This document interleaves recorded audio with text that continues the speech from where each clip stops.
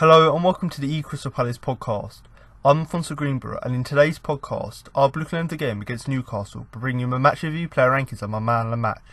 As well as this, I'm also going to bring you interviews with Roy Hodgson, Luka Milivojević and Andros Townsend after the game. So let's begin.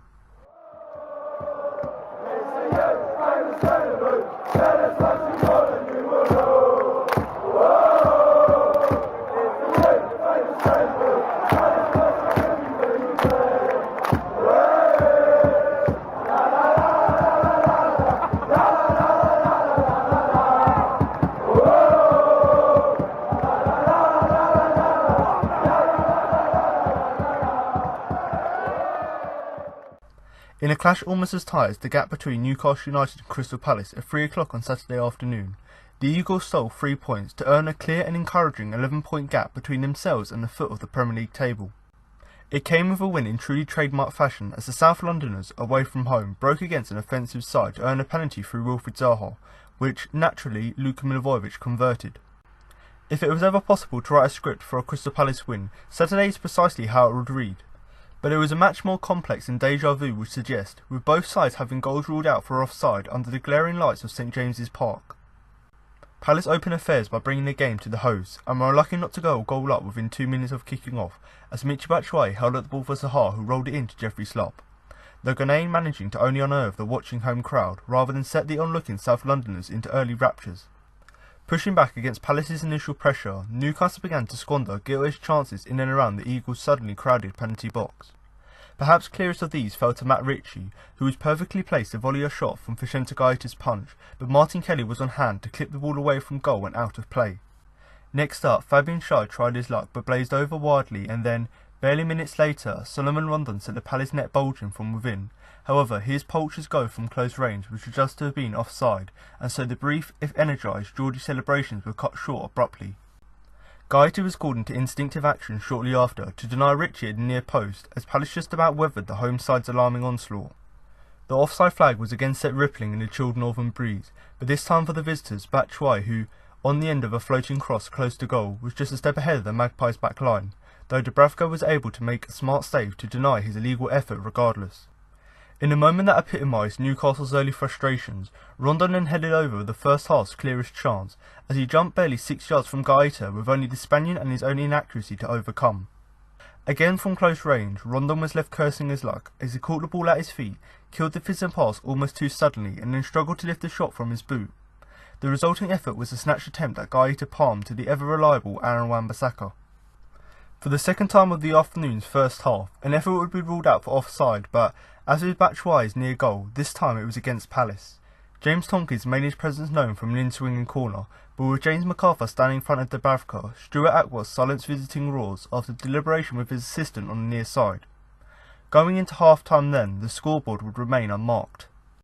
That equilibrium was threatened immediately as the second half opened, however, when Wilfried Zaha cannoned the ball into the box, which ricocheted off the almost unsuspecting head of Slop and close to the inside of Dubravka's woodwork as it whistled out of play. Though it wasn't only the Eagles who were made to hold their breath as the second spell of play kicked into gear, and Newcastle fans were sent into a premature gasp of celebration when Gaeta clutched Faronijan's header into his engulfing midriff close to his goal line. Those in the stands sporting black and white were sent sharply inhaling again, when DeAndre Yedlin unleashed a fine strike at goal which bent just around Gaeta's far post, with the Palace shot stopper well beaten. Throughout the match, Wan-Bissaka went a long way to keeping the Palace goal guarded, but came to his side's rescue most emphatically when Rondon chested down inside the box and, before rifling home from close range, the Eagles' magnificent right-back plucked the ball from his boot and sent it soaring into the air. With the game growing tenser and nervier, both teams left themselves exposed and, on another day, goals would have flown in long before the 80th minute. But it was on that moment, with just 10 minutes of normal time remaining, that Palace finally broke the deadlock. After an imperious Wan-Bissaka challenge, substitute Christian Benteke threaded the ball to Zaha, who, head down, burst in trademark fashion towards the Newcastle box. Unable to deal with his driving pace, Yedlin brought the Ivorian winger down and, without hesitation, Atwood pointed to the spot. With Milivojević on the pitch, the action effectively awarded a conversion and, as he does so well, the Serbian struck home from 12 yards, as is his speciality. And with that kick the game was won. Despite 7 minutes of added time giving the Magpies a chance to equalise, the Eagles held on to fly higher up the table after a determined, gritty performance that earned them all 3 well-deserved points to take back to the heart of South London.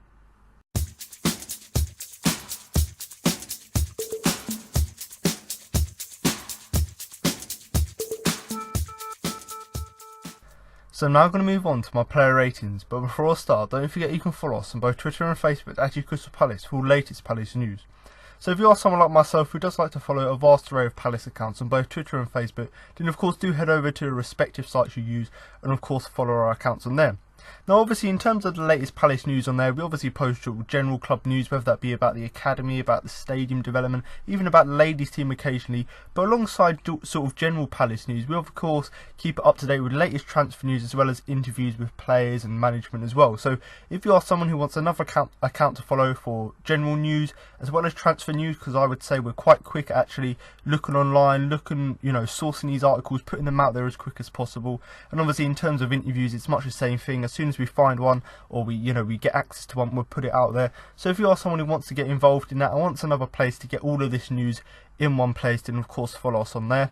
And obviously Twitter in particular, if you are someone who wants sort of opinions of the game, you want just another account to follow for opinions, of course follow us on our Twitter account at Crystal Palace, because of course before the game we obviously talk about the lineups, what we think might happen in the game, and of course in the run up to like the press conference we obviously give our opinion on that. And of course after the game, obviously I personally don't run the account all the time, but there's a guy on there who gives his instant match reaction after the game. So alongside news, if you want another account to follow just to get sort of an instant match reaction or an instant reaction to the match or to the press conference or to news that's come from the club, then of course head over to the Twitter account and of course likewise the Facebook account as well if you want another place to get all the latest news. Now if you are listening to the podcast on YouTube, then of course that's a great place for you guys to share your opinion, so of course feel free to drop a comment below the video with your player ratings where you rate the players' performances from 1 to 10, with of course 10 being the best. Now the main reason I want you to do that is that in a minute I'm going to go through all of the players individually, talking about how I rated their performances, and of course I'm going to give them a rating overall out of 10. So rather than me just going through it and having my opinion of the players, I want you guys to comment below how you thought the players performed, and that's just so that so I can read through your guys' comments, see what you thought about the game, have a little bit of a discussion, and also I suppose for me it gives me a more broader view of the game. Rather than me having my set opinion, I can read the comment section and build a more broader view of the game itself. And even if you are someone who doesn't want to comment below with player ratings for every player, anything from the game, even if you're a Newcastle fan, any particular things or questions or even points you want to make from the game, feel free to comment them below, and that's once again so that I can read through it and we can have a discussion below. But also any other fans who come to the podcast, whether they be Palace or Newcastle fans, rather than them just listening to my opinion of the game, my player ratings, they can of course comment theirs below as well, just so we can have a little bit of a discussion as well. So like I've said, it's not just so that I can read it and so that I can interact with you, it's also for other fans as well. As long as well as listening to me, they can also feel free to read the comment section. And I suppose another thing really for me is that if there is anything you might disagree with, which I've said, or maybe a question that you want to ask, of course also feel free to drop that below, because I like to think that I'm quite quick at actually getting back to you guys, commenting with you, and of course I'm very happy to have a discussion. So of course if you want to do that, then of course feel free to do so. Now if you do want to follow any of the social media pages or join our Facebook group, then do check all links that will be in the description below. But I'm now going to move on to my player ratings, starting in goal with Wilfried Zaha, who I'm going to give an 8 overall. Now I suppose I talked quite a lot in midweek about the Spurs game and the fact that yes, it wasn't the greatest performance, but actually there were a few individual players who really did impress me. Now of course Wilfried Zaha was one of these players, obviously got man of the match for that game here, and I've given him an 8 here for the game at the weekend against Newcastle, because for the second game in a row, I suppose you can even argue the third game in a row, he's put in an absolutely stellar performance and was very key to us going forth and getting the win. So of course I do think he does deserve the 8 I've given him. Now obviously I'm going to talk a little bit more about his performance in a little bit more detail, but the main reason for me, just the pure reason, or the simple reason I've given him the 8, is just the number of excellent saves he made. And not only, in terms of from all different types of shots, but it's the fact that he made these fantastic saves from such close range. And on a number of occasions, people like Rondon got in the area, probably was easier for them to score than miss, but the fact that Gaeta made himself big from that close range is a thing that really did impress me. Now of course that's not to say he didn't make saves from long shots or he didn't make catches or punches from balls coming into the area. But actually, when it came to actually being almost one-on-one with players like Rondon, he made himself big and made a number of excellent stops. So for that alone, the fact that he made these crucial saves, I've given him the 8. But the fact that he also, in that first half in particular, he was making these saves at key moments to keep it at 0-0, which eventually helped us to go on and get the 1-0 win, is of course why I'm also giving him credit. Because if he hadn't have made these saves, we wouldn't have kept our 11th clean sheet of the season, and of course we might not have gone on to win the game. We might have drawn the game. You know, maybe I suppose if he made these saves, we could have, you know, gone 1-0 down, but then maybe got back into it at 1-1, and, you know, maybe it would have been a different story. But for the sheer fact that his importance in us getting the clean sheet was just the sheer number of excellent saves he made, getting down low, jumping to the ball, having that quick reactions, that was obviously what impressed me overall. And, you know, when you've got to look at our performance, you know, the performance against Spurs was not good enough, but Gaeta stood out. Performance here against Newcastle, for parts of the game, we weren't necessarily great, but that's just because Newcastle were playing a little bit better than us. Other parts of the game, we were playing quite well, but arguably, you've got to look at Gaeta and go, he was the mainstay in the team. He was very crucial to, I suppose his contribution he made to the side was really crucial in terms of us going forth and getting a win. And you've got to argue he was one of our best players on the day. But like I've said already, for me, I've given him an 8 because of the sheer amount of saves he made, and there isn't really too much more to say other than that, because, you know, his catches were quite good. Yes, some of his punches almost resulted in, you know, players like Ritchie having shots from the edge of the area, but like I've said, nothing really came from them anyway.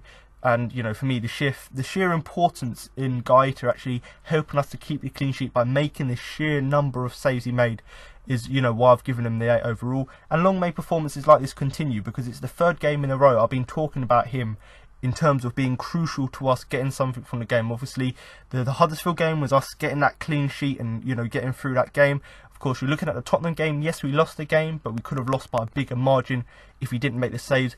And once again, it's the same story here. He was a mainstay in the side because his saves obviously helped us keep the clean sheet. And especially at half-time, when Newcastle had the better chances beforehand, the fact that we kept it 0-0 at half-time just allowed us to build on that second half performance and allowed us to push on and eventually get the penalty which saw us go forth 1-0 in the game. So once again, Vicente Gaeta, fantastic performance in goal, you know, bit shaky, you know, the Brighton-Watford game, but he seems to have come back with a vengeance with yet another good performance, and obviously, like I've said already, long may it continue. So I'm now going to move on to the first player in our back four, and that is the right back Aaron Wan-Bissaka, who I'm going to give an 8 overall. Now, of course, I've talked week in, week out now about Wan-Bissaka's performances, in the fact that week after week he's very consistent with his performances, and this game here against Newcastle at the weekend was no different, where yet again he put in another excellent performance. So rather than talking about his overall defensive work, which I seem to be doing week in, week out, because it's such high quality, I just want to talk about a few individual parts of his game here against Newcastle, which of course impressed me and many others, and obviously go through the reasoning why I've given him an 8 overall. But like I've said, his overall performance was excellent, like it always is. But in terms of a few individual things I was really impressed with, the first one of these was actually the way he dealt with Matt Ritchie and how well he dealt with him. So obviously we've seen Wan-Bissaka come up against a lot of tricky wingers this season, and, you know, most notably against the top clubs, so people like Sterling, people like Sane, Hazard, and most of the time, if not all of the time, he's actually come out the better of it and actually been able to deal with the threat from that individual player. And, you know, Matt Ritchie is one of Newcastle's biggest threats in terms of creating chances. So the fact that Wan-Bissaka dealt with him on an individual level, made sure he was man marking correctly, making sure he was basically restricting the amount of chances Matt Ritchie had. The fact that he'd done that so effectively, I suppose is the word to use, because he'd done it so effectively, meant that even though Newcastle had loads of chances in the game, they obviously had less than they would have had if someone like Matt Ritchie had been given sort of the run around down that right hand side. So first thing for me is just how well individually he dealt with Matt Ritchie. Of course, is something which, you know, ties into what he normally does defensively, but it's nice to see him actually do it so effectively. Obviously, the second thing for me really is just not necessarily just his defensive work, but it's the sheer pace he uses and how he uses that to defend really well, because on a number of occasions, obviously Newcastle might have a little bit of pace, get in behind and have a chance to, you know, put the ball into the box. But the fact that Wan-Bissaka used his pace, showed that real pace he's got to actually get back, make a challenge by getting in behind. The fact that he combined his normal defensive work with the fact that he's got that pace to really make it count when the opposition are attacking was really great to see. So the fact that he dealt with Matt Ritchie individually was great, but all of the other players on the field, when they got past him, he made sure that they wouldn't get past him, and he used his pace to make sure that that was the case. And I suppose the third thing really for me, and this is something which has been developing across the season, you know, beginning of the season I said he had to improve this part of his game, and obviously over the last sort of few months or so we've seen him develop, and that's of course his sort of quality on the ball in the final third. And that was something in particular against Newcastle why I was really impressed with his performance, because aside from the fact that he, you know, was really great defensively, was a key and crucial to us keeping a clean sheet, but actually that work he done in the final third. So in terms of carrying the ball forward over the halfway line, the fact that he was able to, you know, get involved in 1-2s with the wingers or the midfielders, the fact that he was always looking to cross into the box, the fact that he was doing all of what you would expect from a fullback in that final third, as well as continuing to do his defensive work to that high standard, is something that impressed me. Because sometimes you see with people like Van Aanholt, for example, you know, he can go forward, he's really effective going forward, but sometimes that may leave him a bit sort of lacklustre, I suppose, or basically leaving out his defensive work, whereas Wan-Bissaka gets that balance right, and he's able to defend really well, and actually going forward he's really effective as well. So them three things really I think epitomised his performance, because yes, it was another excellent display just overall defensively, was very crucial to us keeping a clean sheet, but the fact that he dealt with Matt Ritchie really well, the fact that he used his pace to get him behind, not just his ability to tackle, but using the pace to actually get him behind and make that challenge, you know, when Newcastle were on the front foot. And of course the fact that he had that quality in the final third as well was great to see. And you know, when we've got fullbacks with the quality of that, it allows us to play even further up the pitch. So the fact that we had his ability on the ball just allowed us to play that little bit further up the pitch, and obviously put a little bit more pressure on Newcastle, certainly in that second half where it was 0-0 and we were trying to get the goal eventually in the game. But for me, really, I do think he fully deserves the 8, you know, not just for his defensive work like I've said, but actually that quality on the ball he had in the final third. And I suppose this is something I'm going to talk about week in, week out now, but obviously we know how good he is, and you know, the sky is the limit for this guy because of just how good his performances are. But the fact that he consistently performs at this such high level week in, week out just shows the sheer quality of this guy, because you know, there's loads of young English players in the league at the moment who are playing really well, but the fact that Wan-Bissaka plays really well but consistently does it week in, week out, you know, I'm giving him 7s and 8s every week, just goes to show the sheer class of this guy. And long may it continue, and long may he stay at Palace, because whilst we've got him, we've got to cherish it, because of course the quality he brings to the side both defensively and offensively is going to be an asset for us, certainly, you know, seeing out this season and hopefully going into next season. You know, he can use that quality for not only for him to progress forward, but obviously the team as well. So once again, Aaron Wan-Bissaka playing at right back, another solid performance from you. And you know, I've lost count of how many 8s I've given him this season, but you've got to say this is obviously the not going to be the first and not going to be the last 8 I'm going to give him this season. So I'm now going to move on to the first centre-back in our back four, and that is Martin Kelly, who I'm going to give a 7 overall.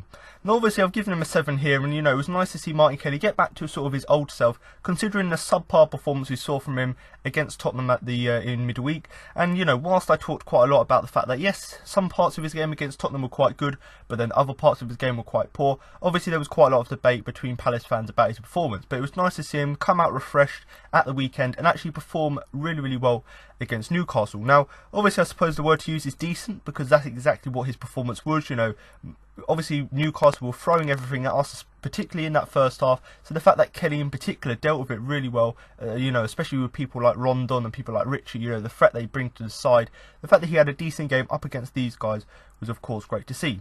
But the main thing really for me that impressed me, and the reason I've given him a 7, is just the sheer amount of last ditch challenges he actually made throughout the game to actually keep Newcastle out and keep Palace in the game. And most notably, these were sort of around sort of the time where it was 0-0, so you're looking at the first half in particular, and of course going into that second half where both teams are trying to push to get that first goal in the game, and of course it leaves both teams sort of a little bit exposed at the back. So the fact that Martin Kelly made up for his mistakes on Tuesday night, or it was Wednesday night, the fact that he made up for them mistakes against Tottenham by actually, you know, making himself big, making these challenges up against the Newcastle attackers was of course great to see. Now, you know, we obviously know how reliable Martin Kelly is, and it's only been sort of the last sort of few games or so before the Newcastle game where he's been a little bit off, and whether that's because he's not playing alongside Mamadou Sakho, or whether it's just the fact that, like many players, he's going through a rough time. Obviously recently his performances haven't necessarily been up to standard, but it was nice to see him get back to his old self, you know, provide decent cover defensively, you know, making blocks, making challenges, winning headers, doing everything we normally come to expect from him. But of course, like I've said, considering the disappointment of recent games, It was nice to see him go back to his old self. But I suppose the only real downside, and the main reason I can't give him an 8 as opposed to the 7 I've given him, is just because his distribution was poor. And, we know Martin Kelly isn't necessarily one of the best players, at playing the ball out from the back. But as we saw against Tottenham, where we were quite limited because we just kept giving the ball away, if Martin Kelly could develop that side of his game a bit more, and certainly against Newcastle when it was at 0-0, if he wanted to create more chances, someone like Martin Kelly or even James Tompkins, if they could play the ball out from the back just a little bit better, which allows us to have a little bit of build-up play, get the ball into their third, things like this. If we just worked it a little bit better, then something maybe better could have come from it. We could have had more, we could have scored more goals, we could have had more chances. So obviously, your attack is left to your attacking players, but sometimes you have to build up from the back, and that's something arguably, even though I've given Martin Kelly a 7 because of how sound he was defensively, maybe he improved that side of his game, and of course we could have had an even better performance. But like I've said there, Martin Kelly, drastic improvement on the game on Wednesday against Tottenham, and of course that's why I've given him a 7, mainly because of the last ditch challenges he made. But once again, good performance from him. Obviously with James Tompkins going off injured towards the end of the game, obviously Martin Kelly's now going to be he's the third choice centre back, so he's going to be the mainstay in the back. So hopefully Tompkins' injury, touchwood, isn't too bad. It looks like it is, but whoever comes into the side, hopefully they can form a partnership with Kelly till the end of the season, because of course we're going to have to rely on him now being the main man at the back. But once again, Martin Kelly here, another solid performance from him, and obviously like I've said already, he's going to be crucial in the end of the season, considering both Sacco and Tompkins are now out injured. So that moves me nicely on to the second centre back, and that is James Tompkins, who I'm also going to give a 7 overall. Now, much like what I talked about with Matt Ritchie and Wan-Bissaka in terms of that sort of individual battle, and in terms of Wan-Bissaka doing really, really well to actually restrict him, I do think James Tompkins actually dealt really well with Salomon Rondon. Now, of course, we know the threat that Rondon has. He scored goals against Palace previously, and of course he's been arguably Newcastle's best player this season in terms of scoring. I think it is 9 goals for them. So of course he was a threat that Palace had to be wary of. But I do think James Tompkins done a stellar job in terms of not only dealing with him, in terms of limiting his chances, or basically whenever he gets into the box just getting as close to him as possible, but in terms of that physical battle, in terms of going up against him, just trying to outmuscle him rather than trying to have to make a challenge to get the ball off of him.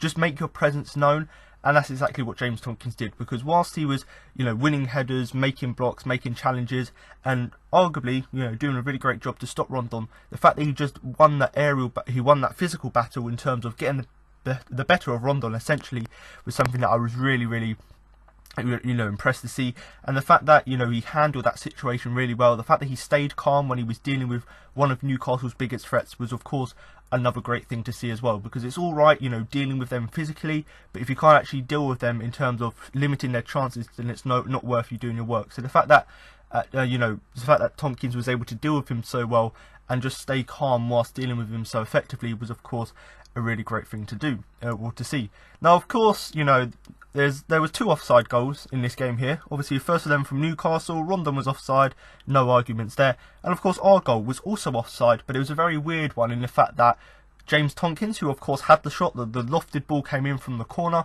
Obviously Milivojević has put a good delivery in there, Tompkins has hit it first time, it's gone into the back of the net. Now Tompkins wasn't offside, which is fine, I understand that, and that's initially why the goal was given, but James McArthur was standing in an offside position in front of the goalkeeper, so of course that makes it hard for the goalkeeper can't see the ball, and that's rightly chalked off for offside in terms of obstructing the goalkeeper. So nothing can be said there. He had a really good goal ruled out for offside, and that's just because of James McArthur. And of course I'm going to talk about him later on, but the rest of the players in the team need to be aware that when you're whipping in corners, make sure you're not obstructing the goalkeeper or you're not offside, because that really chalked off what was a great goal. The delivery from Luka was great, and of course the finish from Tompkins was even better. So it was a little bit disappointing that got chalked off, but it once again sort of cemented the idea that actually Tompkins does bring a threat from corners, whether that be like we've seen in previous seasons and previous games, he can head them in from corners, or like we saw here against Newcastle, actually he's got quite a good shot on him. We saw that 2-3 weeks ago, and the fact that he had a shot from about 25 yards, force a goalkeeper into a save, and of course the one here which went in but was ruled off for offside. So once again, James Tompkins is not only showing how good he is defensively in terms of dealing with players like Rondon, making tackles, making blocks, but actually he's combining that with that physical presence he brings from attacking situations as well. Now, of course, he came off with about 20 minutes to go, and that was an injury which I'm not sure. I think it was a groin injury. You could see him running out from the back, trying to play the ball forward, that as he's done that, he's felt something in his groin, and of course had to be taken off, had to be stretchered off, which is really disappointing because he was actually having a really great game up until that point. And you know, I talked about Kelly not being able to play out from the back. The one real chance we had, that a player was storming down the middle of the field trying to play the ball forward, he then goes off injured, which of course was a big disappointment for us. And you know, groin injuries can sort of range from maybe 2 to 3 weeks to maybe even 6-7 weeks. So of course that possibly will see him missing the end of the season, which will be a disappointment for us. But like I've said, we've got people like Kelly, we've got people like Dan, even someone like Sam Woods from the academy, who arguably could come into the side. So that really shouldn't be a worry for us because we've got good backup at the centre back. But of course it's a little bit disappointing that a player who's having such a good game, had such a great season, and actually had good luck with injuries up until that point. You know, it was a bit disappointing to see him go off injured, considering he had a really good game. And if he hadn't have gone off, he probably would have been up there with one of the better players in the game, just because of the sheer contribution he made to us keeping a clean sheet. But like I've said already, you know, James Tompkins here, you know, other than the fact that he had a disappointing end to the game, and the fact that he went off injured, the fact that he coped well with people like Rondon, the fact that he coped well with the sheer amount of crosses that Newcastle were putting into the box, as well as just doing what he always does in terms of pulling off these last-ditch challenges, as well as obviously having that threat from set pieces, which arguably, yes, it was rightly called offside, but nevertheless the fact that he showed that threat was of course great to see as well. So once again, James Tompkins here, hopefully he gets better soon, you know, touch wood, his injury isn't too serious. But once again, another solid performance from him, and fully deserving of the 7 I've given him. So I'm now going to move on to the final player in our back four, and that is the left back Patrick Van Aanholt, who I'm going to give a 6 overall. Now obviously, before I go on to talk about his performance against Newcastle, I might as well talk about sort of the theme I've been talking about last few weeks or so, in the fact that he seems to slowly be getting back to his old self. And I suppose it all started at that Huddersfield game. He obviously scored the goal, made it 2-0 and killed the game off dead. And I suppose since that game, so you're looking at the Huddersfield game, you're looking at the Tottenham game, and of course the game here against Newcastle, it was nice to see him get back to his old self, not in terms of his defensive work, but actually in his offensive work. And that was one of the things that impressed me here against Newcastle, is the fact that his offensive work was drastically better than we have seen in recent weeks. Now, when you consider throughout the whole game, obviously with him being an ex-Sunderland player, he was getting booed for quite a lot of the game. The fact that he overcome that and actually was still able to perform well is obviously credit to him, because a number of times this season, you know, people like Wilf, people like Townsend, even people like Van Aanholt as well, you know, they've been affected by the boos coming from the away, it was not coming from the, but coming from the opposition fans, let's say. So it's nice to see actually a player this time not necessarily be overcome by that and actually be able to still perform to their best of ability. And I suppose you could include Townsend in that, because he also had a fairly decent game overall. Now obviously the thing that I was most impressed with here against Newcastle, aside from his contribution, you know, in terms of keeping that clean sheet, was just that sheer outlet he brought down that left hand flank. And the reason why I was so impressed with it is not the fact that he was getting into these advanced positions, but the fact that actually, you know, he was allowing us to probe down that left hand side. So whilst we may have had little opportunity, you know, in terms of maybe playing down the middle of the field, but people like, you know, Van Aanholt and people like Wan-Bissaka were able to exploit, you know, Newcastle down the flanks and actually create chances from us, for us. So whilst, you know, his defensive work was okay, that's fine. The main reason I've given him a 6 is just because he proved to be an outlet down that left hand side. Whereas, you know, maybe down the centre of the field we weren't necessarily having that much luck, or luck that we, you know, not as much luck as we would have liked. But, you know, when you consider, you know, the threat that he has shown in recent games, you know, especially that Huddersfield game where he got back to his old self, it was nice to see him actually trying to get down that left hand side and trying to obviously, you know, get in behind the Newcastle back line. And whilst there was no sort of clear-cut opportunities for him in this game, it was just nice to see that attacking intent coming from him as well. Now, aside from his offensive work, obviously the defensive work, the help in terms of keeping that clean sheet, that was also excellent. And, you know, when you consider Newcastle on both flanks essentially were quite restricted, because both Van Aanholt and Wan-Bissaka dealt with them so well, obviously meant that down that left or down the right hand side, Newcastle didn't really have any luck, didn't really have that opportunity to probe, and that's all down to, you know, both of our fullbacks defending really well. So both offensively and defensively, both our fullbacks, but in particular Van Aanholt offensively, done really well in that role. But overall, I do think he does deserve the 6 because he was just decent across the field, like I've said already, made a contribution offensively, and obviously made a contribution to the clean sheet. But one thing I suppose which I would pick out, and one weakness of his performance is just the fact that he lacked a bit of cover in front of him. Now, of course, it's not down to him, and it's not his fault that if he doesn't have cover in front of him, but I just think his performance could have taken another step further and probably could have got a 7 overall if he had a little bit more cover from people like Townsend or Zaha. And I don't mean, covering every single time he goes back, or every time Newcastle attack. I don't mean Townsend and Zaha going back and making challenges. I just mean defensively, occasionally you might have to double up on a Newcastle player just to make sure 100% they can't get that ball into the box or they can't make that pass. And it would have been a little bit nicer just to see, Townsend and Zaha just go back a little bit more frequent, albeit you want to see them attacking, but go back a little bit as well just to help out. And I suppose in an attacking sense as well, they could have actually given a little bit of cover to Vanano in terms of giving him an option on the overlap, giving him an option for a 1-2, or even just, if he goes forward and there's a little bit of space at the back, just going back and defending rather than leaving it all to Patrick Vanano. But overall, fairly impressed with his performance. Once again, a step in the right direction. And whilst he didn't necessarily have any clear-cut chances here, it'd just be nice to see if he carries on what he's doing, in the next few games or so, like the Huddersfield game where he kept trying and eventually got the goal he deserved. And hopefully we'll see something like that going forward. But once again, good performance from the left back, and of course quite crucial to us keeping the clean sheet. So I'm now going to move on to the first player in our midfield, and that is James McArthur, who I'm going to give a 6 overall.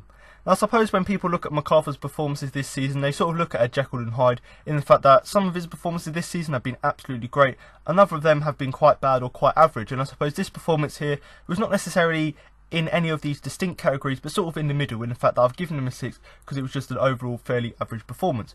But in terms of some of the good parts of his play and some of his contribution to the midfield that I was quite impressed with, I do think with us playing a slightly different formation than we normally would do, obviously sometimes Zaha drifts up top or sometimes he goes out wide, obviously means we're quite constantly changing our formation, but arguably you play with that sort of midfield three with McArthur, Milivojević and Slup.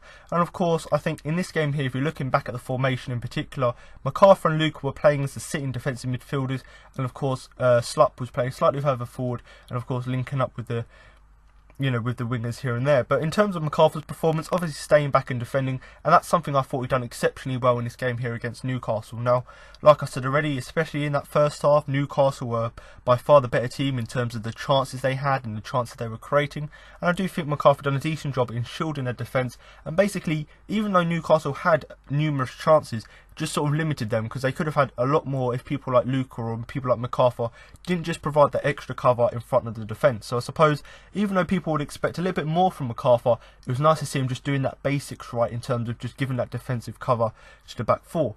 But I suppose the only downside to that, and this is the reason I've really limited him to a 6, and it goes back to that Jekyll and Hyde in the fact that some parts of his game is good, like his defensive work, but then on the other hand, he actually kept getting caught out at times. Obviously, try and get my words right. Getting caught out occasionally in terms of, because Newcastle were playing quite a high press and they were playing with quite a lot of intensity, obviously meant a number of times McArthur sort of gave the ball away, or he's trying to sort of build an attack, but actually he's being caught out. So I suppose that's the real negative of his performance, in the fact that offensively and just that general midfield play, he kept losing the ball, kept sort of, I suppose, succumbing to that Newcastle intensity, which of course is something that you don't really want to see from your midfielders. And, going back to the goal that James Tompkins scored, yes, it was a great goal, but arguably, rightly so, it was chalked off offside.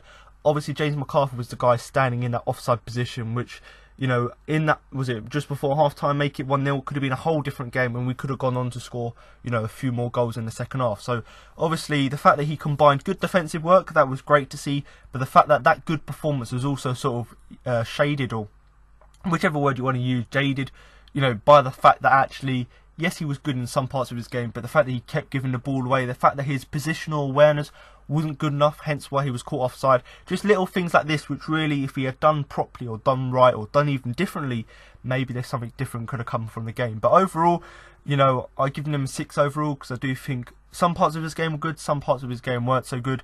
And I suppose the other really final thing for me is the fact that, this is something I think lots of people picked out. It's just the fact that he keeps giving away too many silly free kicks, little niggly tackles here and there. And, yes, he didn't get booked for any of them, but this is something which, is disrupting the game, because we might want to try and go forward, but then we give the ball away so cheaply like McArthur does. Then he just gives away a foul, which means, Newcastle have the chance to reset and, go again from the set piece. So just little things from McArthur's game were a little bit disappointing. But I suppose on the balance of things, the fact that his defensive work was good, but then his overall midfield play wasn't that good, I do think the 6 overall is a fair reflection. So now I'm going to move on to the captain and his midfield partner, and that is Luka Milivojević, who I'm going to give an 8 overall. Now obviously, he scored a penalty in the game, and I think this is his 10th penalty of the season, or 11th penalty of the season.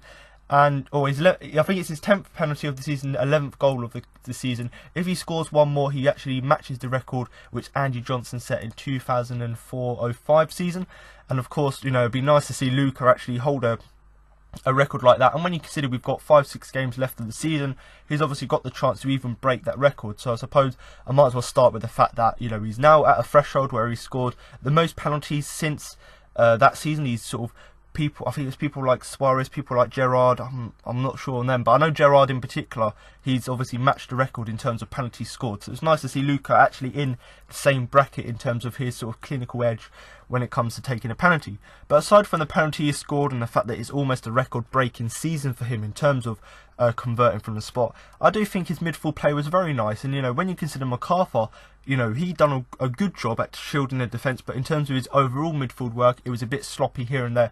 Milivojević was the complete opposite, kept things ticking over, was, doing his defensive work, being very good, I suppose, in that transition between the defence to the midfield to the attack. And the fact that he just kept things ticking over by getting the ball forward or looking to, link up other players in the field was, of course, great to see. And, I suppose the word to use is classy, because everything he'd done in the game just sort of showed sheer class. So whether that be his ability to make a tackle and get the ball forward, or even just passing the ball forward, that was obviously quite classy. But then also, you've got to look at the scoring the penalty as well. The fact that he just stood up, stayed calm, sent the goalkeeper the wrong way as well, just shows the sheer class of his play, I suppose. And the fact that he's able to do both defensive work, both offensive work, as well as obviously being clinical from the spot, obviously just really sums up his performance. And I suppose the word to use is, or the phrase to use is, just an overall performance, because everything about his game was good, whether that be defensive, whether that be offensive, whether that be set pieces.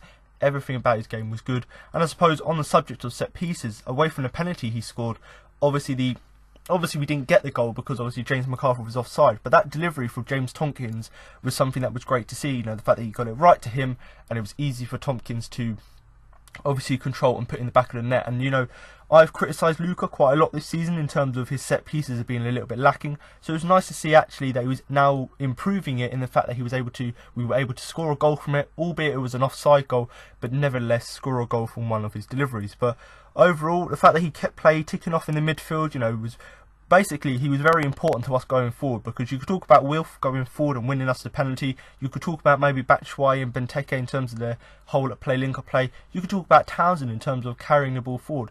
But actually, I do think Luka's as important, if not more important, in this game here against Newcastle, because of the way he carried the ball forward and the way he got us further up the pitch. Because if it wasn't for his contribution, if he had just stuck to his defensive work and just passed the ball out and let someone else carry it forward, then we might not have had sort of that same sort of impetus going forward in our attacks, and maybe the result could have been different. But overall, very impressed with the captain's performance. And I do think, obviously, there's been quite a lot of debate this season as to, what is our best midfield.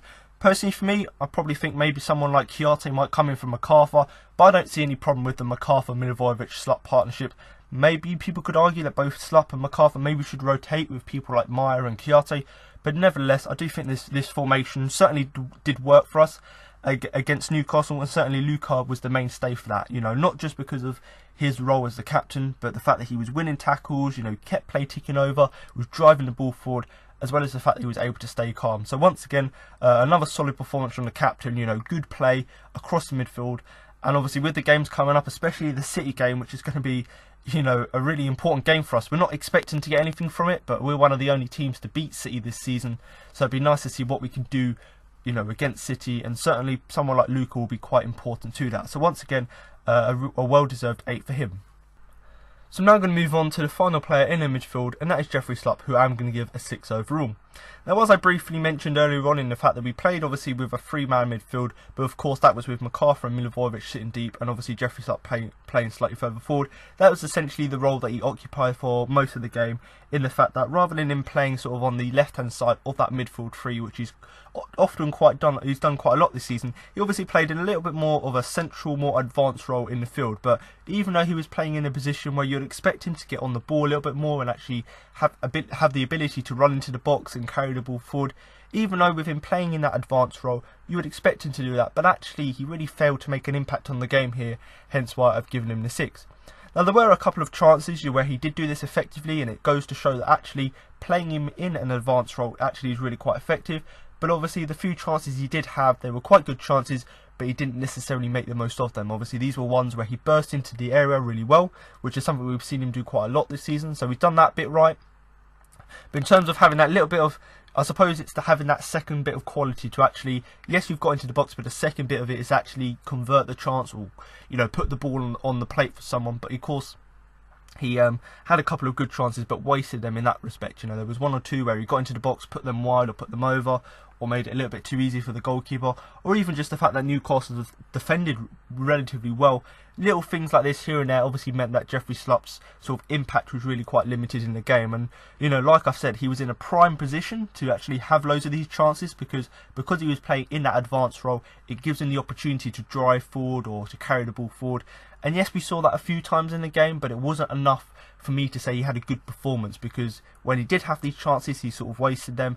But then on the other hand, when he did have these chances, you know, Newcastle also defended relatively well from them. So I do think overall this 6 is a fair result. And I suppose another thing really for me to pick out is just I suppose it's a lack of game awareness, and I've seen a few people say this, and I suppose what we mean by it is the fact that, you know, when he gets into these good positions, he doesn't necessarily have that game awareness in the fact that he doesn't know what to do with the ball next. So he's got that ability to carry the ball forward and drive into the box, but he doesn't have that awareness in the fact that rather than having to have a shot himself and it goes over or it goes wide, you know, actually look out for a teammate, or, you know, try to look where there could be space where you could ping the ball to someone to run onto. Little things like this that, you know, if because of the sheer amount of times he ran into the box, if you had just improved that sort of awareness of his game by knowing what to do with the ball rather than just trying to have a shot himself, then maybe something better could have come from it overall. But, you know, overall, Jeffrey Slupp's obviously had a good season, but I think, you know, we've obviously been talking about quite a lot since sort of December, January, February time, where he's been excellent, and he's obviously won you know, a Player of the Month award. He seems to have sort of dribbled out a bit, you know, recently. You know, he's sort of gone down a bit in his performances, but I suppose, you know, he's still giving his bit to the midfield, and I suppose this is something I've used quite a lot this season. I'd rather him play average than play terribly, because if you're not going to have a good game, just play average and not necessarily impact the game or influence the game as much as you would have done. And I suppose that's something we saw from MacArthur's performances for quite a lot this season, and I suppose Slupp now sort of falls into that bracket where he had a really great sort of start to the year, but then he's sort of fading off a little bit as the weeks have gone by, albeit his influence hasn't completely gone. So Jeffrey Slupp here, fully deserving of the 6 I've given him. If he had just been a little bit more clinical, or had a little bit more awareness when he found himself in good positions where he could have had great chances, then maybe we could have seen, you know, a different performance overall from him. And when you consider we only won the game 1-0, if he had been a little bit better in with these chances, or had been a little bit more creative in terms of having that awareness to create chances for teammates, then maybe we could have been seeing probably even a 7 out of 10 performance from him. But like I've said, as it was, I do think the 6 is a fair result. So I'm now going to move on to the first of our front three, and that is the winger Andros Townsend, who I'm going to give a 7 overall. Now, much like what I said with Patrick Villano, in the fact that this was a player coming back to his old team, well, I suppose, you know, Patrick Villano wasn't coming back to his old team, but he was coming back to a rival of his old team. Obviously, Townsend, on the other hand, was coming back to his old team, and ever since he's left, obviously they've been quite bitter about it, and they were booing him from the offset. But the reason I've given him a 7 is that he didn't let that faze him, and actually put in a fairly effective performance for Palace, whether he was playing on that left hand side or whether he was playing on the right hand side, because of course with the formation we played, it's quite a fluid formation in the fact that players can obviously interchange positions. Now, obviously, most of his threat, or most of his chances came down that right flank, and I do think he caused quite a lot of problems for the Newcastle backline down that right hand side, and that's just because he was always a danger. He was occupying the pockets of space they were leaving. He was always actively looking to get in behind, and it wasn't just getting in behind the back four. It was actually trying to exploit the space between the defence and the midfield, because of course we know Townsend's got that ability to drive forward. We know he's got that shooting ability. So if you can, you know, if the opposition allow him to get in behind the defence and the midfield rather than just getting behind the centre backs out wide, if you allow him that chance to go down the middle and actually get in behind that way, of course it's going to create a few more chances. And that's something I was quite impressed with Townsend's performance. You know, not just the fact that he was proving a threat by actually just running down and roaming down that right flank, causing problems for the fullbacks in particular, or the wing backs as Newcastle play, it was just the fact that he was able to not only get in behind the defence, but actually in behind and occupy that space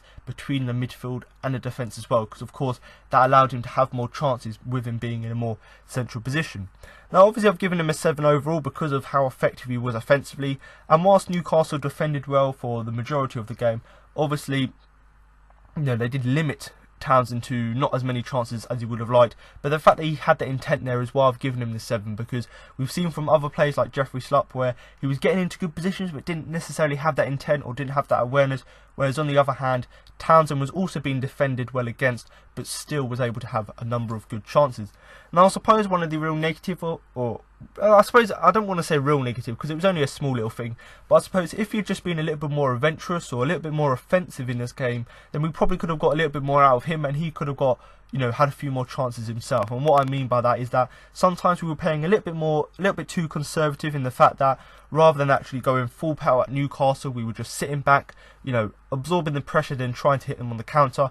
If we just played a little bit more, I don't want to say expansive, but if we played a little bit more offensive by actually getting the ball out wide, letting Townsend run at the fullbacks a little bit more, allow him to put balls into the box and people like McCarthy, people like Batshuayi to actually run into the box, which we know they're good at. If we had been a little bit more offensive, we probably could have got the best out of Townsend, because whilst I've given him the 7 and he showed that attacking intent, he was running down the flank, exploiting the space left behind by the midfielders and the defence. Yes, that was all great, but if other players around him, as well as himself, actually just played a little bit more offensive, tried to play on the front foot a little bit more rather than just sitting very deep and trying to absorb the pressure, then maybe we could have got a little bit more out of him. But overall, fairly impressed with his performance, and it would be nice to see him. The fact that he was dropped for the Tottenham game, obviously because he hurt his hand, came on in that game, made a little bit of impact here, come back into the starting 11 here against Newcastle, and hopefully in the games coming up, you're looking at our games, Man City, Arsenal, Everton. These are games where you're not really expected to win these games, but if we have people like Townsend on their day, as we saw earlier on in the season, if players like that actually turn up, create chances or take chances themselves, then of course we might have a chance. Now I'm not saying we're going to win against City, we're not going to win against Arsenal, we're probably not going to win against Everton either, but if we just have that intent from people like Townsend, as we showed here against Newcastle, then maybe we would have a chance in these games. Not going to say we're going to win, but have a chance, and certainly Townsend in particular might have a chance to get on the score sheet. But once again, a good attacking performance from Townsend, playing primarily on that right hand side, so I do think the 7 is a fair result. So I'm now going to move on to the other winger, or the striker, obviously depending on which way you look at our formation, and that is of course Wilfried Zaha, who I'm going to give an 8 overall. Now, of course, I've talked quite a lot about this season about, the quality that Zaha has, and of course, you just have to look at the teams which have been linked to him this season to obviously know the quality he has. And, this performance was no difference in the fact that, yes, obviously, he won us the penalty and his overall attacking influence was obviously key to us getting the win. But just that glimpses of magic he showed, in particular, is something that I was impressed with. And there's one picture in particular which is sort of circulating social media, is literally 5 Newcastle players surrounding him and it's just Wilf in the middle trying to actually get past him, and that really just goes to show the quality he has in the fact that obviously not all 5 of them players are actually going to try and tackle him, but the sheer amount of players that it takes to actually deal with him, because it's so difficult to actually be able to stop him essentially, is something which just goes a long way to show the quality he has. So of course I've given him the 8 because of his overall attacking influence, but just the moments of magic he showed in the game, the fact that he can carry the ball so well, the fact that he can run past fullbacks and centre backs as if they're not there, as well as the fact that he obviously won us the penalty, is of course something which I was really impressed with his game. And I sort of had to mention the teams he's linked with because of course I'm recording this a few days later than I normally would do on a Tuesday, and he's just come out today and said Palace, that's I only see my future here, which of course you take that with a pinch of salt, because if a massive offer comes in for him, he might go. But it's nice to see him actually come out and say he's very happy at Palace. But then on the other hand, it's sort of just going to sort of ripen up the rumours that actually might he or might he not stay at Palace. But I thought I'd just mention that the teams he's been linked with, because it just goes to show the quality he has got, and linking the news reports to his performance at the weekend. It's no surprise that teams actually want to buy him when he has the moments of magic, the attacking influence he has in a game here, as we saw at the weekend against Newcastle. Now, of course, I don't really want to talk about all of the attacking influence he had, mainly because there's just too many too many chances to talk about, because whenever we sort of got the ball in Newcastle's third, it was all down to Zaha, and he was just running at the fullback. So of course there's too many chances to talk about there. But the thing I want to talk about is the penalty we've won, and of course he's been subject to racist abuse because some Newcastle fans just can't take it, the fact that we won, we got a fair penalty, but because he's a black player, and because obviously they're quite salty and they just basically can't stand the fact that we managed to beat them through a very clear-cut penalty. Obviously they think that it's okay to racially abuse him, and of course Zaha's come out himself and he's retweeted stuff and basically said that he laughs in the face of racism, which I suppose is a really strong thing to do, because you can't let it affect you because it's just stupid people. So it's nice to see him actually, you know, try and take that upper hand and say, actually, you know, you guys say what you want, but actually it's just your stupidity. So even though he obviously won the penalty fair and square, obviously the backlash from that was completely unacceptable. And of course, you know, Newcastle Palace, and I'm sure the authorities will do what they can to do with that. But like I've said, you know, it all sort of spelled down to the penalty he won. Very clear-cut penalty. Get past the first Newcastle defender. He's tried to make a challenge, but Zaha's obviously jumped over that. And then the second challenge, I think it was Yedlin, came into him, absolutely clattered both of his legs, cleared him down onto the ground, and that was a clear-cut penalty, as you'll see. And you know, you see fans popping up going, "Oh, the only reason Luka's, you know, top penalty taker is because Wilf dives. It's because, you know, Zaha he's always looking to dive. He'd rather play on the ground than play on his feet." All different things like this. Whereas this one in particular, it was so clear cut. I don't know what the debate is. You know, defenders come in from the side, absolutely clattered him, both feet down, and of course, you know, that's a clear cut penalty, and of course Luka converts it. So all of these people who are quite salty about the result, saying, "Oh, you didn't deserve to win, Zaha's," I suppose, you know, basically making, you know, saying he's a diver, making these racist remarks, is not going to help anyone. It's not going to change the result, and you're just making yourself look really stupid, because it was a clear-cut penalty, probably as clear as you'll see in the fact that you've got completely clattered by the defender. So I don't really know why, firstly, people are obviously arguing about that still, and obviously why they think that it's acceptable to obviously revert to racist abuse. But overall, obviously on a more brighter note, talking more about his performance, obviously I've given him the 8 because he won the penalty and he obviously showed moments of magic. But the sheer fact that even though he was playing up top for quite a lot of the game, when he was playing out wide, he was absolutely lethal. Whenever he had the chance to run at the defence, he was doing that. Whenever he got the ball, he was looking to get in behind, and essentially they were finding it really, really difficult to deal with him. Hence why when he got into the box, they resulted in giving away a penalty, because they couldn't deal with him. Because if they hadn't made that challenge, which arguably when you're diving in like that, 9 times out of 10 that's going to be a penalty anyway, because there's no way you're going to win the ball without completely clearing him out. So, you know, the fact that that sheer, I suppose, attacking contribution he made, by the fact that whenever he got the ball, you could see the Newcastle defenders were scared because they knew he was going to run at them, really goes lengths to show how good he is. But overall, you know, a fantastic performance and fully deserving of the 8. Obviously showed moments of magic throughout the game with the skill and the ability to carry the ball forward, but also the fact that he combined that with the fact that he, you know, won us the penalty, which if you include penalties, he would be on 8 goals and 8 assists this season, which really is a really great stat in terms of, yes, it doesn't count as an assist, but shows the contribution he has. And of course, just his overall play, playing out wide, you know, absolutely threatening the Newcastle back four was of course great to see as well. So I do think overall for Wilfried Zaha, the 8 is a fair result. And of course, if any Palace fans, you know, if you do see any more sort of racist remarks out there, just do what you have to do, you know, report it and do what you have to do, report to the authorities, because it's just absolutely stupid. You know, it's a game of football. We won it fair and square, albeit you could argue Newcastle are the better team, but you've just got to get over it, stop being salty, and move on with it. So once again, Wilfried Zaha here, I do think he does deserve the 8 I've given him. So now I'm going to move on to the final player in our team, and that is the striker Michy Batshuayi, who I'm going to give a 6 overall. Now obviously Michy Batshuayi, obviously when he first came to Palace, he was an instant success, you know, coming off the bench in his first game, making influence there, so obviously scoring a few goals for us here and there. And of course, you know, in the last sort of few games or so, his performances have not necessarily gone downhill, they've just been less effective than some of his first performances have been. And I suppose if you're looking at the game at the weekend against Newcastle, you're looking at the game midweek against Tottenham, these were 2 games where, yes, the games before that he'd been fairly effective, but in these 2 most recent games, he hasn't necessarily been to the best which he's shown us in previous games. And that's why I've given him the 6 here because I do think some parts of his game were good, but then other parts of his game were less so. And, you know, we want to see more of his good parts of his game, because as he's shown with the goals he scored, with the sort of influence he's had up top for us this season, he's obviously shown that he's got a lot of quality to give. Now, in terms of his performance here against Newcastle in particular, I do think he showed very good intent. So much like the good play we've seen from him this season, whenever he gets the ball or whenever we're in possession, he's always looking to get into good areas, always looking when he's on the ball to either pass the ball or have a shot. So actually, he was doing good work in terms of when he had the ball.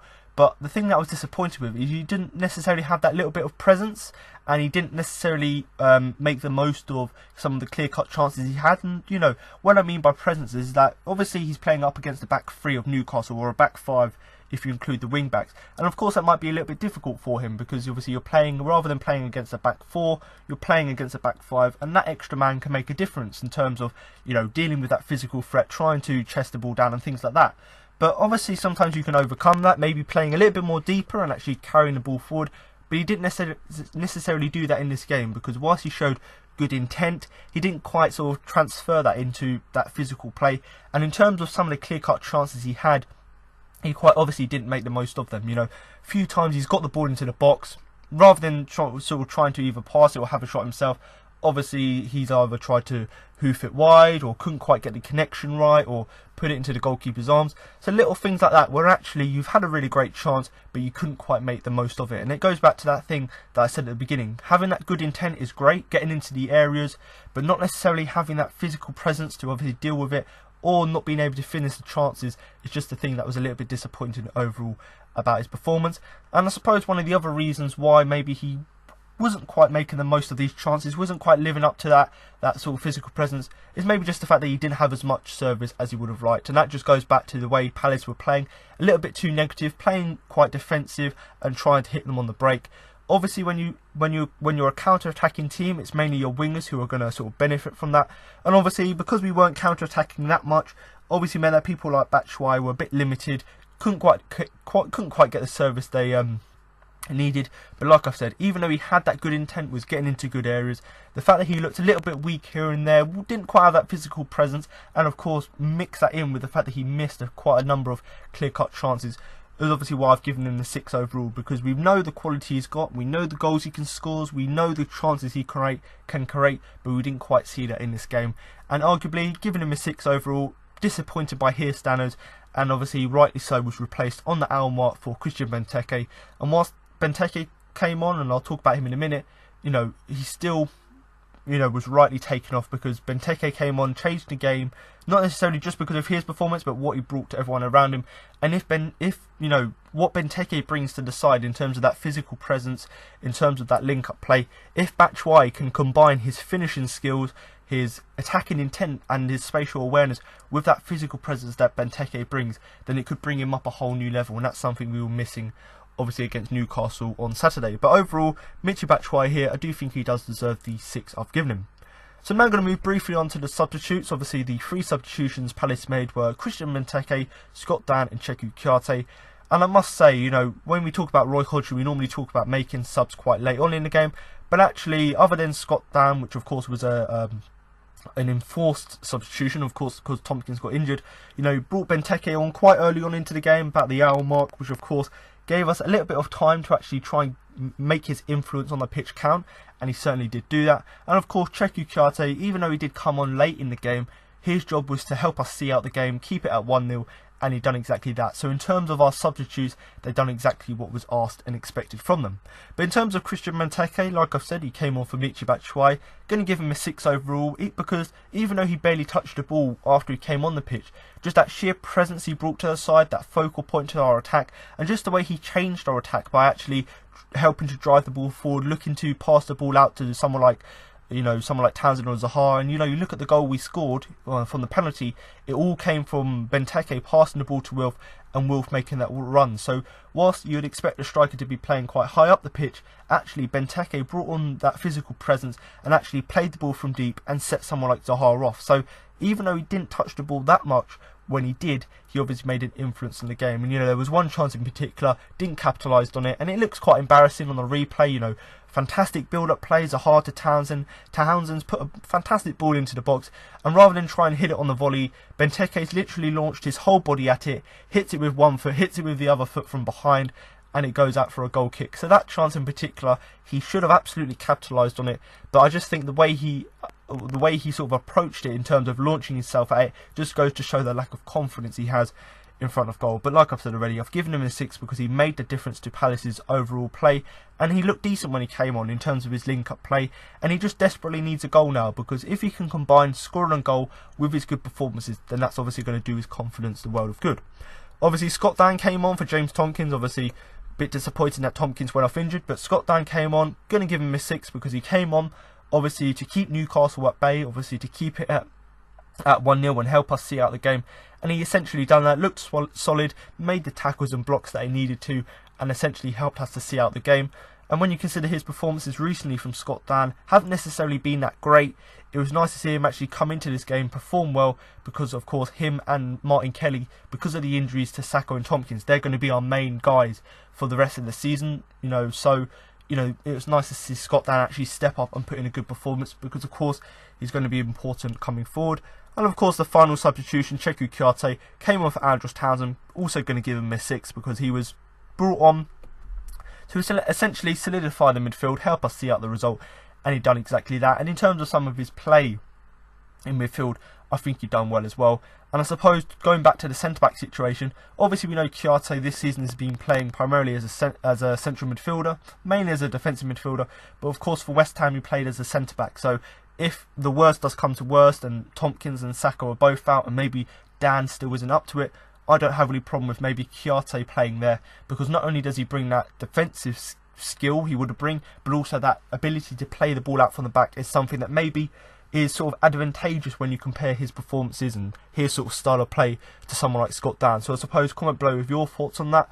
But of course, you know, we're going to see in the next sort of few weeks or so what the extent of Tomkins' injury is, but also how sort of Roy Hodgson will experiment with the back four for the rest of the season. So I'm just going to go over just a small summary of the game. Obviously, you don't really want to dwell too much on it, not in a bad way, just the fact that it was a good result for us, a very important win, got us up to 39 points, and touch wood, we're now all but safe. You know, I think we're 11 points above the drop, and you know, we've still got to play someone like Cardiff and Bournemouth as well. So we've got teams around us to play, so hopefully that will allow us to get to that threshold where we're safe. But the reason I don't want to dwell too much on it is because some parts of the game were still quite poor, in the fact that we needed a penalty to win the game, as opposed to actually, you know, scoring a goal from open play. And also just because the first half in particular was quite, I wouldn't say quite dire from us, but quite poor, in the fact that we should have really been attacking Newcastle rather than playing quite defensive, quite negative. So I suppose whilst we were quite poor in that first half, I suppose the thing that makes up for it is the fact that we didn't show a lack of effort. That was just the way we thought we could deal with Newcastle, by sitting deep. And I suppose the fact that there was no lack of effort there, and the quality, maybe the quality wasn't there in some parts of our play, was of course why it's disappointing. So really for me, the reason I don't want to dwell too much on it is because it's sort of a win. You could say that we've scraped through, but on the end of the day, on the amount of chances that both Newcastle and Palace had, you know, it was sort of on the knife edge, and it just took one team, one moment of quality from Zaha to win the game. So I do think overall it's a good result in that aspect, and an important result getting us up to 39 points and yet another clean sheet. But then on the other hand, you've got to look at it and go, maybe we could have done better, certainly in that first half. Now obviously looking back at Newcastle in particular, they were a lot quicker than us, a lot more aggressive than us, and certainly in the tackles, you know, winning the ball back and driving forward, they were a lot more effective than we were against them. And I suppose the way we set up was quite defensive, and that was quite similar to how we played against Tottenham away. And you know, I have no problem with that, playing against Tottenham, but when you're playing someone like Newcastle who's similar level to you, you should be going toe to toe. But basically teams in the bottom half should be going toe to toe with each other, trying to sort of, you know, counter-attack the other, trying to get in behind them. But rather than doing that, we couldn't obviously, you know, break through them, and that's why I don't want to really dwell on it too much, because whilst it was one moment of quality from Wilf, if we had shown a little bit more quality in the first half, we wouldn't of course had to rely on the penalty and made it difficult for ourselves in the end. But like I said already, it wasn't the greatest game to watch, hence why I don't want to dwell on it, because of course, you know, both teams had chances, couldn't quite finish them, and it was quite poor in that aspect. But it was an excellent result in terms of the 3 points on the board, and yet another step in the right direction in terms of our clean sheet count. And I suppose for me, my final real points is that main concern for me is that we just tend to give away a little bit too much possession against teams that we're at least good enough against, because we know Newcastle are a good team, but they're sort of our level in terms of the league this season. So rather than us doing what we've done against Tottenham and just defend well and give them the possession, we should have really been a bit more ambitious, had a little bit more possession, and not just give it away so freely. And that was another thing where I really don't want to dwell on it. It's just the fact that we could have been a lot more effective, certainly in that final third, if we didn't give away possession so much. But for me now, obviously there's a big game coming up against Manchester City on Sunday. Obviously, it can either go two ways. We're either going to get absolutely thrashed and they're going to carry on their surgence to the league. Obviously, most people want them to win the league. Or on the other hand, maybe we could upset them again. I personally don't see it, because the way we're playing at the minute is a little bit too negative. But who knows, come Sunday, we'll see what will happen. We'll see what the team is like.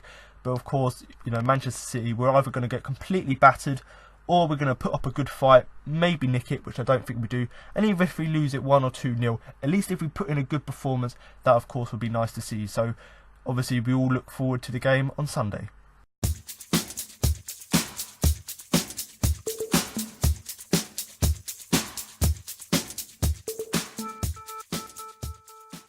So I'm now going to move on to the Man of the Match award. But before I do that, give you my Man of the Match and why I thought the biggest influence on the game. I'm now going to give the 4 nominations up at 4 for the award.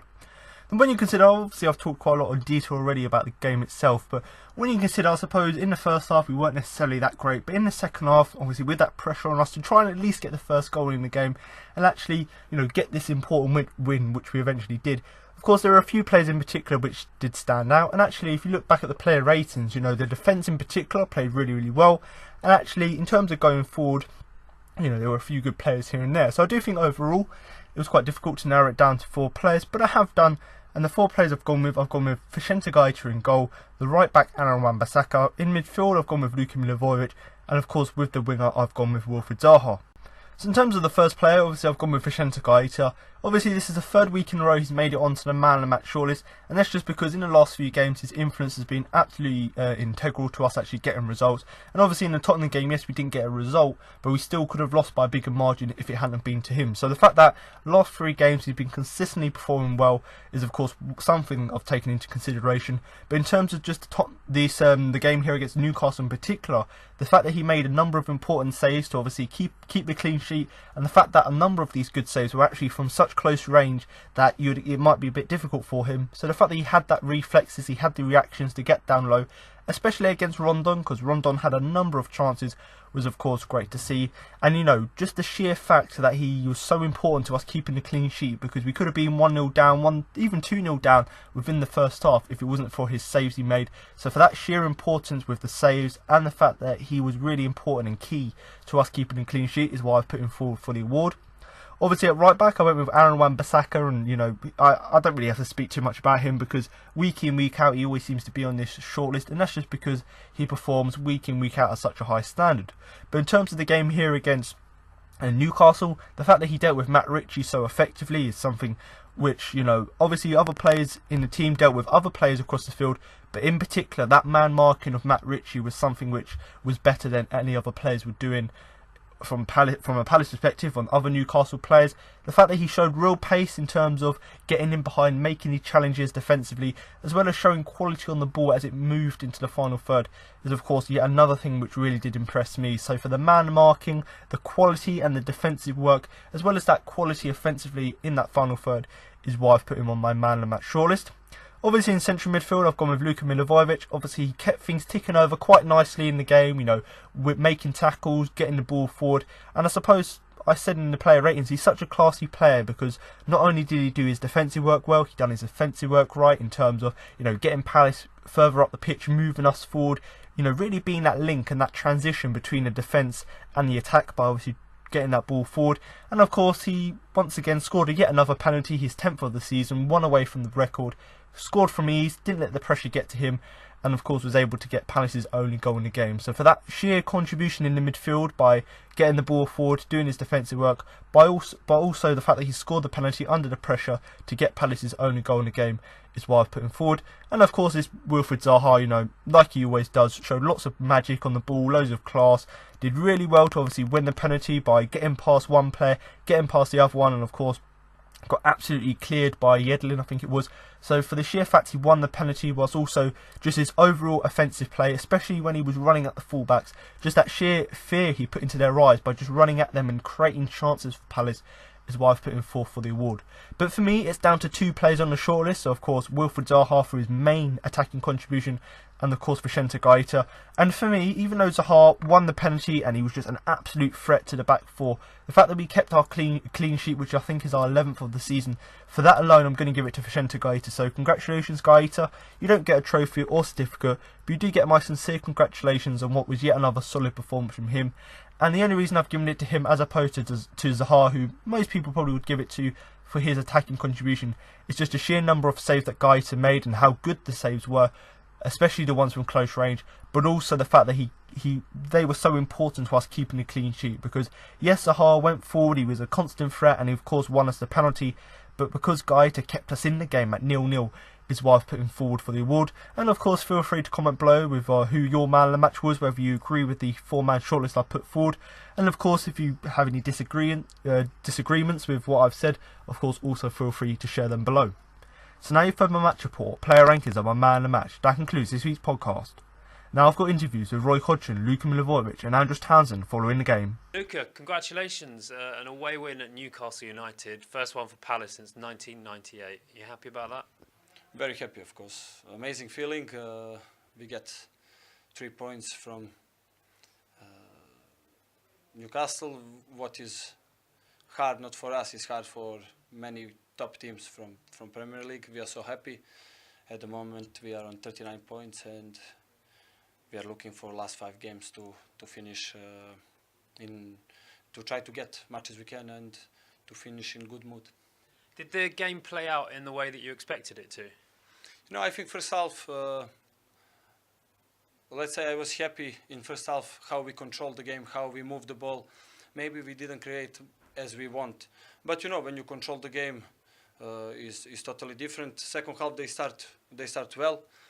I think when Christian came on, we start to compete from the goal kick where we had a problem. They press us. We try to put the ball up and try to fight for the second ball, but we didn't have someone who can compete. I think Christian, in my opinion, changed the game, opened more space for us, for our wingers, and in the end, penalty I scored, and I must say all credit to Wilfried, of course, and to the other players, and in the end, so happy for 3 points. Yeah, for you as a penalty taker, it must be a dream having someone like Wilfried in the side. I know it's not just Wilfried. Many penalties was on Andros, Wilfried as well. I don't remember few penalties. Was on Kuyate one. I don't remember all penalties, but you know we are a team of 11 players. We try to do our work. Their work is to go to the box to try to score, to make dribbles.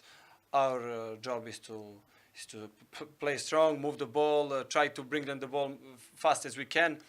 Defenders, they have their job, and in the end, when we all share our job and our responsibility, in the end, you can expect something like to win the game or to get something from the game. Today, I think all together did good job from goalkeeper until the last substitution, and we are so proud and happy. And we are going the next 5 games to take much as we can. Andros, congratulations on an away win. You must be delighted. Yeah, delighted. It was a great team performance. Anytime you play Newcastle, especially at their own patch, you're going to have to be on top of your game to get anything. First half, we created a lot of chances. Second half, it was about soaking up the pressure, defending well and hitting them on the counter-attack. And Wilf did what Wilf does best, and Luka did what he does best. So, no, it was a great away performance, and 3 points to go with it's perfect. And we thought we'd taken the lead in the first half. Do you think it was a fair decision? No, looking back, you can't have any arguments. It was a great spot from the linesman, but yeah, no, I think we reacted well to the disallowed goal. We didn't let it affect us, and we come out deserved winners in the end. James Tompkins went off and Scott Dan came on, but it didn't seem to affect the team at all. We've got quite a solid defence as a team at the moment. Yeah, no, not just the defence. We've got a great squad. Anyone that comes in, we've seen in the past, anyone that's come in has put in a great performance, whether it be Tonks, Kells or Danzi. They've played very well, and we're going to need them, between now and the end of the season, and yeah, hopefully can keep putting in performance like I did today. And it's 21 years since Palace last won here. Really? Yeah, so thank you on behalf of all Palace fans. No, we have to thank the fans. They've stuck with us in the last few weeks. We've not had the performances or the points or the wins that we should be getting as Crystal Palace, and they've stayed with us. So hopefully the ones that travelled today are going home with smiles on their faces, just like we are as players and as staff. And up to 12 on the table, Man City up next. Are you expecting a lot of attention this week? Yeah, no. Listen, it was a perfect performance away at their ground. It's going to have to be equally as good if we're going to get anything from the game at our own patch. But we know the fans will be behind us again. If we can use that and put in another great performance, I'm sure we can nick some, can surprise one or two people again. Right, congratulations on a really efficient away performance. Yeah, thanks, Chris. It was good. Everyone worked very, very hard. We knew what they were going to do. You know, we knew there'd be lots of balls sort of thrown into the penalty area. They crossed the ball very early and very quickly. But I thought the back four and the goalkeeper dealt with that exceptionally well. We were very dangerous, I thought, and the counter-attack started the game well. You know, the passing and the movement was excellent. So really, it's one of those games where you can get a lot of satisfaction from so many aspects of our play today, and not least of all the fact that it's another clean sheet and another away win, and these are normally very precious things to get in the Premier League. It's another goal for Luka Milivojević. We spoke to him. He's very grateful for the attacking players we've got in the side to win him so many penalties. Yeah, I mean, to be fair, if Wilf was a penalty taker, he'd probably be on about 17 goals now, because a large number of the penalties we get are due to the fact that he's so good at dribbling and so good at taking people on in the penalty area. And, you know, unfortunately, the way for the opponents, for them to stop him is to bring him down. So we must give him an awful lot of credit for that. But on the other hand, we've still got to give Luka plenty of credit, because it's one thing, you know, getting the penalty and the opportunity to get your name on the score sheet as a penalty taker, but you've still got to put the ball in the back of the net. And 39 points now. Is there a bit less pressure going into the last 5 games? Oh, without doubt. There's certainly less pressure. One would like to think that with the goal difference that we have, which is good, 39 points should be enough if the truth's known. But you never know for certain, and certainly there's no reason for us to have any reason not to try our best to get points in those 5 games as well and lift ourselves as high up the table as we possibly can. But it is nice to go into the games without that pressure and worrying that if you don't get the result for one reason or another, you don't play well, you get an unlucky refereeing decision against you, whatever happens in a game of football that can bring those things about. It's nice to know that we're at least been sheltered from that happening, because I think that with these 39 points, and as long as we keep a reasonably good goal difference, that should be more than enough. And finally, it's 21 years since Palace last won here at St James's Park, so on behalf of all Palace fans, thank you. That's good. I'm very pleased. I mean, once again, the support, as always, for these away games is fantastic. And I think Newcastle have been a lucky team against us, you know. The last 2 years, they've won 1-0 against us. And on both occasions, we've thought, been a bit unlucky there, you know. We really deserve something from the game. So it's nice that we put the boot on the other foot. And I think certainly the way that we played today, away from home, 50-odd thousand people, we did more than enough to merit the victory and merit the 3 points. And it's a very important step, if you like, to making certain that Crystal Palace are in the Premier League next year for the 7th successive year. And, you know, to be honest, even that is a bit of an achievement. You know, these days, you know, much wealthier clubs than us, you know, much traditionally bigger clubs than us, you know, take Aston Villa, for example, or Sunderland, for example, they find themselves going out of the Premier League, whereas we're going to be there again next year for the 7th time and give our fans, hopefully, the chance to watch some more good football at Selhurst Park at the very highest level of the game.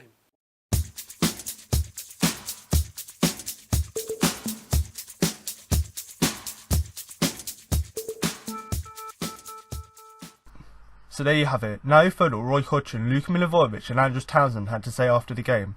That concludes this week's podcast for the game against Newcastle. But make sure to come back next week for a post-match review of the game against Manchester City. So thanks for listening, and remember to up the Palace.